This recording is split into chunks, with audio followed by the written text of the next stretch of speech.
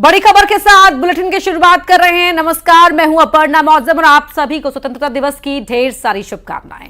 भोपाल में फ्लाइट की emergency landing की गई है। वाराणसी से मुंबई जा रही फ्लाइट की इमरजेंसी लैंडिंग की गई। फ्लाइट में यात्रा के दौरान एक यात्री की मौत हो गई। मौत के बाद इमरजेंसी लैंडिंग कराई गई। मौत कैसे हुई फिलहाल कारण जो है अज्ञात है।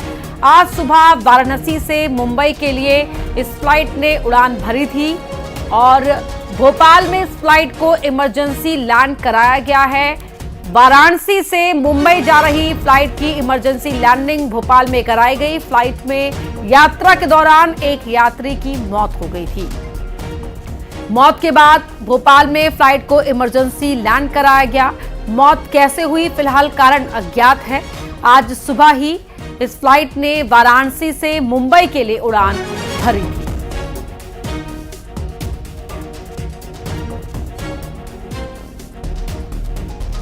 तो बड़ी खबर आपको बता रहे हैं। फ्लाइट में यात्रा के दौरान एक यात्री की मौत हो गई। मौत कैसे हुई कारण अज्ञात है।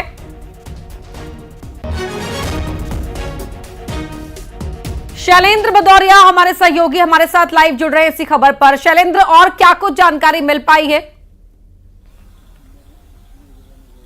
देखिए, बिल्कुल अभी जो प्राथमिक जानकारी अपर्णा सामने आई उसमें यही जानकारी सामने आई है कि एक निजी एयरलाइंस की जो फ्लाइट है वो सुबह बनारस से उड़ी थी और उसको मुंबई जाना था, लेकिन उसमें जो यात्री सवार थे उनमें से एक व्यक्ति की तबीयत बिगड़ने लगी। हालांकि उसको प्राथमिक उपचार जो है वो देने का प्रयास फ्लाइट में किया और उसके बाद उसकी कुछ देर बाद उसकी मौत हो गई और मौत होने के बाद उसकी जो एयरलाइंस थी उसकी इमरजेंसी लैंडिंग राजा भोज पर जो एयरपोर्ट है वहां पर कराई गई थी। और फिलहाल जो जानकारी उसके अनुसार अभी अज्ञात कारण है कि आखिर इसके कारण क्या रहे, इस बात की जानकारी नहीं मिली है, लेकिन ये जरूर बताया जा रहा है कि उसको घबराहट हुई। तो हो सकता है कि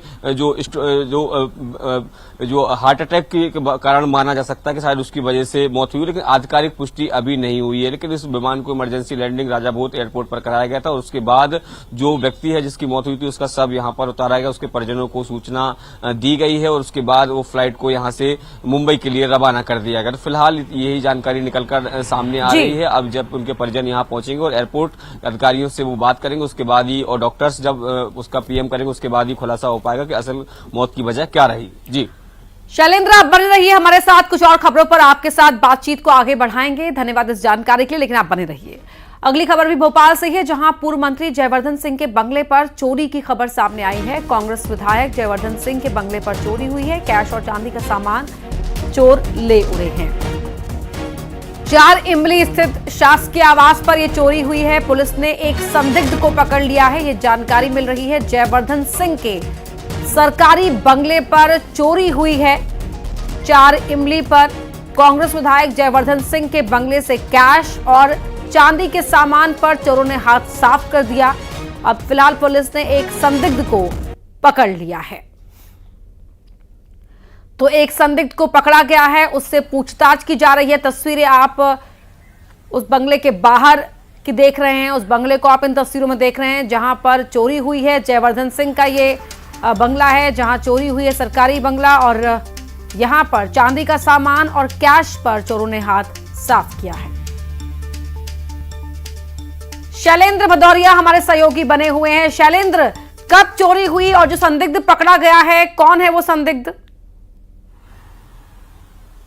देखिए, पुलिस ने संदिग्ध को जरूर पकड़ा है। बताया जा रहा है कि उससे कुछ आवश्यक पूछताछ पुलिस करने में जुटी है और पुलिस का दावा है कि जल्द ही इस बारे में जो खुलासा कर लिया जाएगा कि आखिर इस चोरी में कितने की कुल चोरी हुई है और किस तरीके से उन्होंने चोरी को अंजाम दिया है। देखिए, मैं आपको बता दूं, राजधानी भोपाल में बदमाश और चोरों के हौसले जो है वो लगातार बुलंद होते जा रहे हैं। जिस तरीके से हम लगातार राजधानी भोपाल में घटनाक्रम देख रहे हैं कि बंदूक की नोक पर जो है वो लगातार लूट की वारदातों को अंजाम दिया जा रहा हो, चाहे वो रचना टावर की बात हो या अभी जिस तरीके से ज्वेलरी शॉप पर जो लूट की गई थी। उसके अलावा जिस तरीके से राजधानी में घटनाएं बढ़ रही हैं उससे अब माननीय भी अछूते नहीं रहे हैं। पूर्व विधायक आपकी जगह पूर्व मंत्री और वर्तमान में कांग्रेस के विधायक जयवर्धन सिंह दिग्विजय सिंह के बेटे हैं, उनके जो 4 इमली आवास है D21 वहां पर चोरों ने धावा बोला। बताया जा रहा है कि 2 दिन पहले की ये घटना है और रात के समय चोर यहां पहुंचे थे, क्योंकि अक्सर वो यहां पर कम ही रहते हैं और उनका स्टाफ जो है वो रहता है और हो सकता है कि रात के समय कोई यहां पर ना हो। उस समय जो है चोरों ने यहां धावा बोला था और जो कैश उनका रखा हुआ था उसको और चांदी के कुछ आभूषण थे